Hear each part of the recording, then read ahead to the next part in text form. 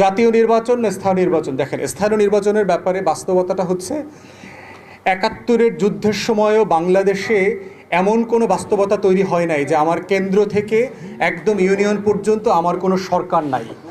এই মুহূর্তে বাংলাদেশের ৫৩ বছরে একটা আনপ্রেসিডেন্টেড নজিরবিহীন ঘটনা ঘটে আছে, সেটা হচ্ছে আমাদের কোনো সরকার নাই নির্বাচিত।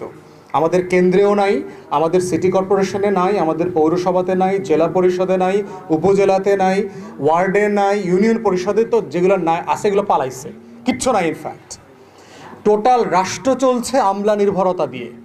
এই রিয়েলিটি আমরা ৭১-এর যুদ্ধের সময়ও দেখি নাই। এটার সমাধানের যেটা হচ্ছে, সংকটটা কোথায় গভীরভাবে দেখেন যে প্রত্যেকটা সেক্টরের সেবা অলমোস্ট ব্রেকডাউন করেছে।